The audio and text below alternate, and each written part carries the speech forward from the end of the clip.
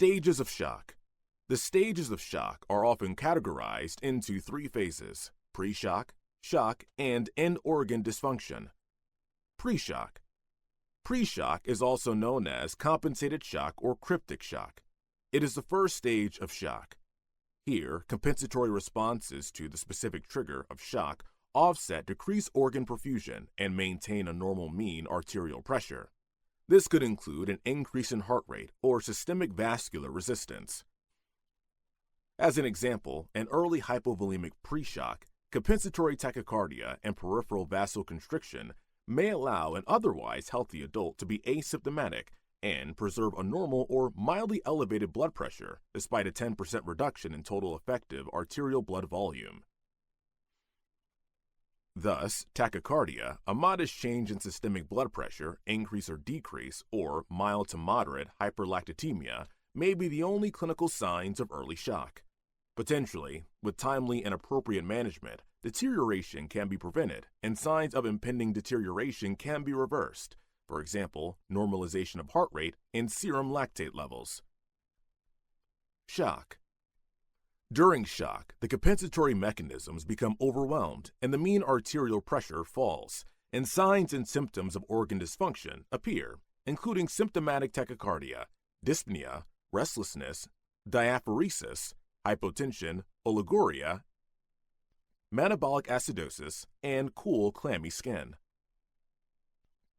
As examples, in hypovolemic shock, clinical signs and symptoms are associated with a 20 to 25% reduction in arterial blood volume, and in cardiogenic shock, a fall in the cardiac index to less than 2.5 liters per minute per meter square is required before signs and symptoms appear.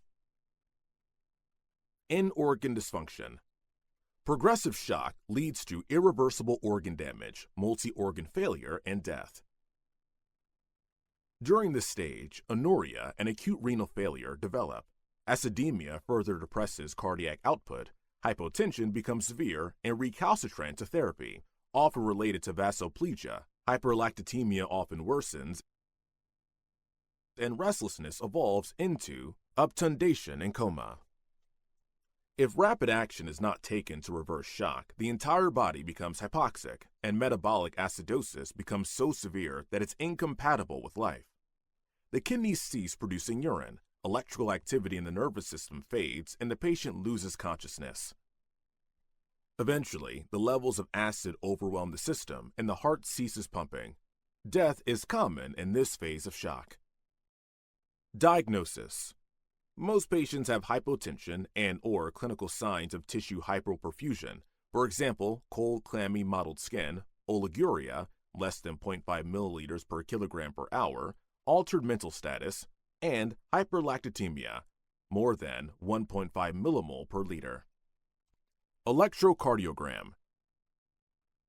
Bedside telemetry and electrocardiogram should be performed in patients with undifferentiated hypotension and shock. Electrocardiogram may reveal an arrhythmia or ST segment changes consistent with ischemia, infarction, or pericarditis. A low-voltage electrocardiogram may be suggestive of a pericardial effusion. The classic signs of pulmonary embolism, S1, Q3, T3, or right ventricular strain may also be evident.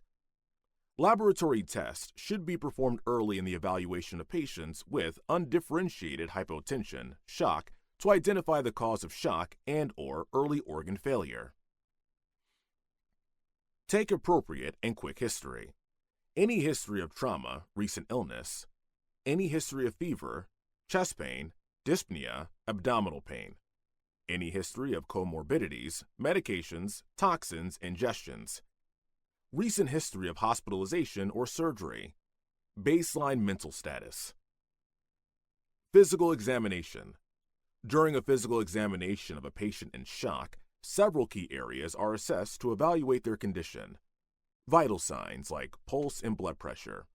Central nervous system. Mental status is evaluated. Skin. The color, temperature, rashes, sores on the skin are observed. Cardiovascular system.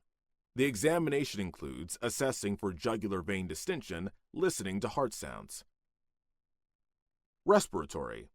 Breath sounds, rate, oxygen saturation, and arterial blood gases may be analyzed to assess respiratory status. Gastrointestinal tract. Abdominal tenderness, rigidity, guarding, and rebound tenderness are assessed. Renal. Monitor the patient's urine output to assess kidney function, urine output. Treatment. First, stabilize the patient with initial resuscitation. It's important to know when to start resuscitation, how to resuscitate, how to monitor resuscitation, when to stop resuscitation. Next, evaluate the patient for cause and severity. Lastly, treat the specific cause to achieve cure. When to start resuscitation. Resuscitation should be immediately started. Timing and nature of resuscitation will depend on the type of shock and the timing and severity of the insult. If there is initial doubt about the cause of shock, it's safer to assume the cause is hypovolemia and begin with fluid resuscitation and then assess the response. In patients who are actively bleeding, operative hemorrhage control should not be delayed and resuscitation should proceed in parallel with surgery. In patients with bowel obstruction, hypovolemic shock must be adequately resuscitated before undergoing surgery. How to resuscitate. Initial acute critical care management. A. Airway. B. Breathing. C. Circulation. D. Disability. Drugs. E. Exposure, as primary assessment and resuscitation should be done. Treat the cause. For example, arrest hemorrhage, drain pus. Fluid therapy. In all cases of shock, regardless of classification, hypovolemia and inadequate preload must be addressed before another therapy is instituted. First-line therapy is intravenous access and administration of intravenous fluids. Short, wide-bore catheters that allow rapid infusion of fluids must be used. Types of fluid. Initially, crystalloids, then colloids are given. Blood transfusion is done whenever required. Crystalloids. Normal saline, Ringer's lactate, Hartmann solution. Crystalloids and colloids do not have oxygen carrying capacity. Hypotonic solutions like dextrose are poor volume expanders and should not be used in shock. Dynamic fluid responses. In total, 250 to 500 milliliters of fluid is rapidly given over 5 to 10 minutes, and the cardiovascular responses in terms of heart rate, blood pressure, and central venous pressure are observed.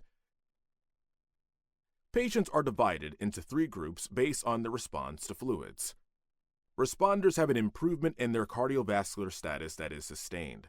These patients are not actively losing fluid, but require filling to a normal volume status. Transient responders have an improvement, but this then reverts to the previous state over the next 10 to 20 minutes. These patients have moderate ongoing fluid losses, either overt hemorrhage or further fluid shifts reducing intravascular volume. Non-responders are severely volume depleted and are likely to have a major ongoing loss of intravascular volume, usually through persistent uncontrolled hemorrhage. Vasopressor and inotropic support. Vasopressor or inotropic therapy is not indicated as first-line therapy in hypovolemia. Administration of these agents in the absence of adequate preload rapidly leads to decreased coronary perfusion and depletion of myocardial oxygen reserves. Indications of vasopressor agents. Phenylephrine, noradrenaline. Distributive shock states, sepsis, neurogenic shock, where there's peripheral vasodilatation and a low systemic vascular resistance leading to hypotension despite a high cardiac output. Vasopressin is used when vasodilatation is resistant to catecholamines. In cardiogenic shock, or where myocardial depression has complicated a shock state, for example, severe septic shock with low cardiac output, inotropic therapy may be required to increase cardiac output and therefore oxygen delivery. The inodilator dobutamine is the agent of choice. How to monitor resuscitation.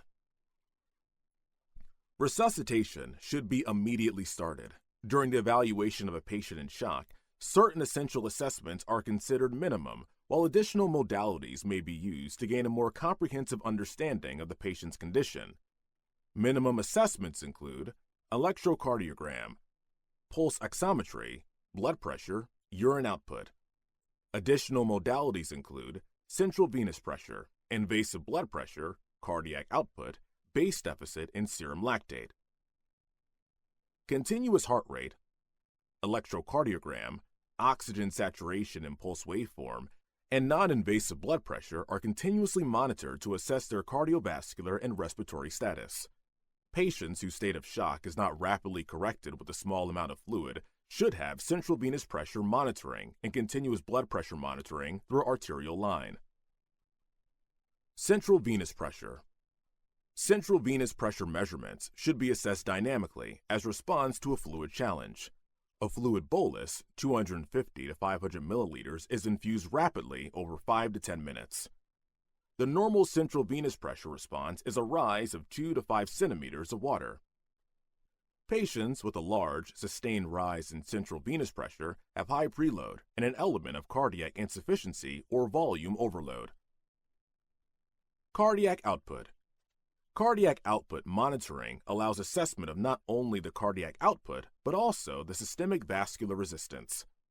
Use of invasive cardiac monitoring with pulmonary artery catheters is becoming less frequent as new, non-invasive monitoring techniques such as Doppler ultrasound, pulse waveform analysis, and indicator dilution methods are used. Measurement of cardiac output, systemic vascular resistance, and preload can help distinguish the types of shock present: hypovolemia, distributive, cardiogenic. Base deficit and lactate. Serum lactate level more than 2 milliequivalents per liter suggests tissue ischemia. Patients with a base deficit over 6 millimoles per liter have a much higher morbidity and mortality than those with no metabolic acidosis. Mixed venous oxygen saturation. Normal levels, 50 to 70%. Levels below 50%. Inadequate oxygen delivery and increased oxygen extraction by the cells seen in the hypovolemic or cardiogenic shock. High mixed venous saturations, more than 70%, sepsis, and some other forms of distributive shock. When to stop resuscitation. Resuscitation algorithms directed at correcting global perfusion endpoints, such as base deficit, lactate, mixed venous oxygen saturation, rather than traditional endpoints, have been shown to improve mortality and morbidity in high-risk surgical patients.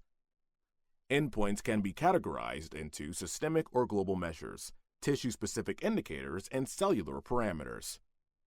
Systemic or global include lactate, base deficit, cardiac output, oxygen delivery, and consumption. Tissue-specific endpoints are gastric tonometry, tissue pH, oxygen and carbon dioxide levels, near-infrared spectroscopy. Cellular endpoints include membrane potential, adenosine triphosphate. That's all for the video. We'll see you next time.